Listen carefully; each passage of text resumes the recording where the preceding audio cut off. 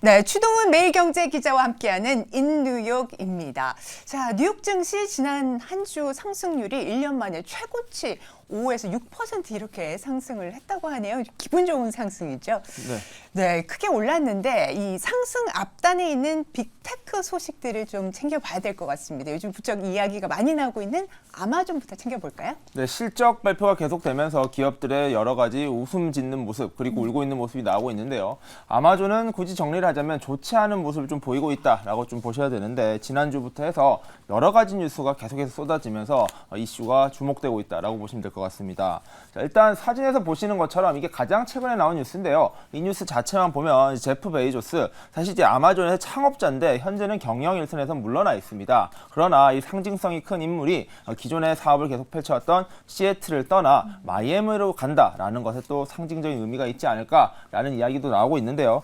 지난주에 나왔던 뉴스 간단히 정리를 한번 해보도록 하겠습니다. 가장 큰 뉴스가 바로 오프라인 의류 서비스였습니다. 아마존 스타일이라는 서비스를 개시한 지 한 1년밖에 안 됐는데 문을 닫게 됐다라는 뉴스가 나왔는데요. 역시 오프라인을 좀 강화하려 했었던 전자상거래 공룡 바로 아마존이 꿈이 조금 아쉽게 무너지는 것이 아닌가라는 데 이야기가 힘이 실리고 있다라고 보시면 될 것 같습니다. 자, 아마존 스타일은요. 기존의 의류 매장 같은 것들을 없이 그냥 온라인에서 옷을 또 팔았던 이 아마존에서 직접 체험도 하고요. 여러 가지 경험을 기반한 서비스를 제공하겠다라는 목표를 가지고 야심차게 내놓은 서비스입니다. 하지만 오하이오주와 캘리포니아주 두 곳에 여러 가지 매장을 설치했었으나 이게 생각보다 인기가 없었다라고 합니다. 그렇다 보니까 비용 절감이 워낙 중요했던 최근에 빅테크 기업들의 상황을 봤을 때 여기 역시 약 2만 7천여 명의 직원을 해고했었거든요. 그렇다 보니까 그중에서 1순위로 해고 정리해야 되는 매장들이 바로 이런 오프라인 매장이었다라고 이야기가 되고 있습니다. 무엇보다 오프라인 매장을 운영하려면 임대료가 나올 것이고요. 그 임대료뿐만 아니라 여러 직원들을 채용해야 되는 규모가 조금 더 컸다라는 것이 문제로 지적되고 있는데요. 이미 퇴직금을 지급할 예정이다라는 계획도 밝히고 있고 여러 가지 정리를 하는 상황이 계속해서 확장될 것이다라고 이야기가 나오고 있습니다. 하지만 아마존은요. 이러한 상황에 대해서 그렇다고 오프라인 서비스를 완전히 포기하는 것은 아니다라고 이야기를 했는데요. 아마존 프레시, 약간 식료품 배송 서비스 같은 것들은 계속해서 확대해 나가겠다라고 이야기를 하고 있고 또 아마존이 가지고 있는 유기농 식료품 가게가 있습니다. 홀푸드 마켓이라는 곳이 있는데 여기는 오프라인에 기반해서 하는 서비스거든요. 그렇다 보니까 오프라인 서비스 경쟁력이 결코 떨어지는 것은 아니다. 더 잘할 수 있는 것들 아마존 프레시나 아마존 고아 같은 서비스를 잠시 멈추는 것이지 아예 중단하는 것은 아니다라는 점을 살펴봐야 될 것 같습니다. 자, 이처럼 오프라인 서비스를 줄인다라는 이야기가 나온 것과 더불어 한 가지 주목받은 뉴스가 있는데 바로 이 비밀 알고리즘을 이용해서 아마존이 불법적으로 10억 달러 이상의 이익을 얻었다라는 뉴스가 같이 나왔다라는 겁니다. 이게 역시 악재로 받아들여질 수밖에 없는데요.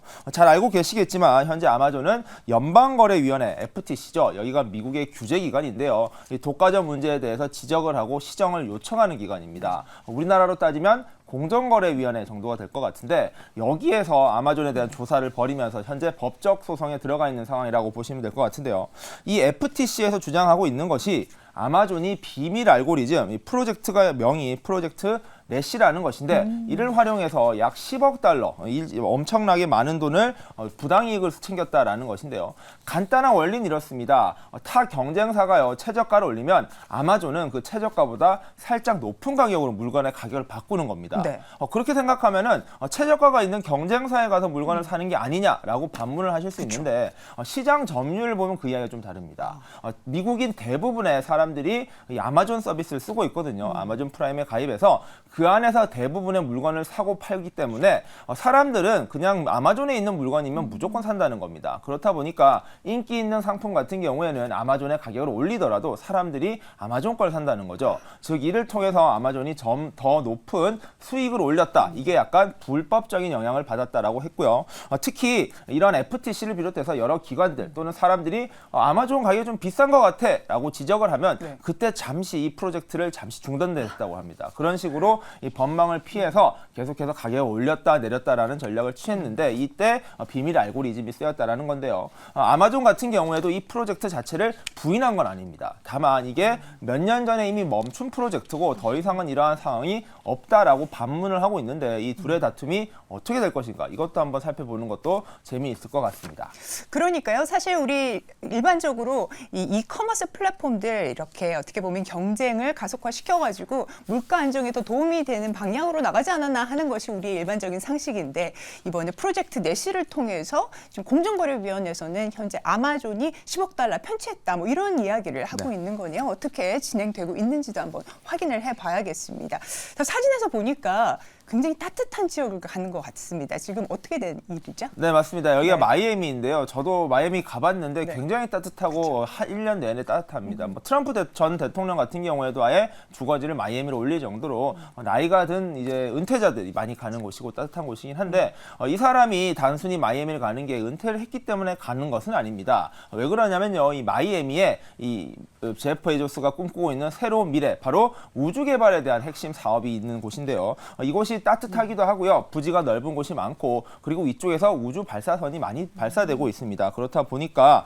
현재 아마존의 제프 베이조스는요. 아마존에 대해서는 서비스를 경영 일선에서 물러났지만 어스펀드 또는 블루 오리진이라는 회사가 있습니다. 이 블루 오리진이라는 회사가 바로 우주 개발 회사인데 이 사업이 바로 마이애미에 기반을 하고 있다 보니까 단순히 휴양뿐만 아니라 그리고 가족뿐만 아니라 이러한 사업적인 확장성을 위해서 일로 갔다라는 것인데 반대로 말하면요. 아마존의 입장에서는 조금 아쉽다라는 겁니다. 이 현재 기업이 위기감이 감들고 있다 보니까 창업자, 지금 경영일선에 없더라도 이 창업자의 말 한마디, 네. 그의 개입 여부가 중요한 상황인데 오히려 조금 더 멀리 떠난다는 느낌을 줄 수밖에 없는 결정이다 보니까 아마존 입장에서는 다소 조금 아쉽다라는 반응도 나오고 있습니다. 그러니까요. 기존에는 이제 본거지가 시애틀이다가 이제는 마이애미로 날씨도 굉장히 다르고 분위기도 다른 맞습니다. 지역으로의 이동인 것 같습니다.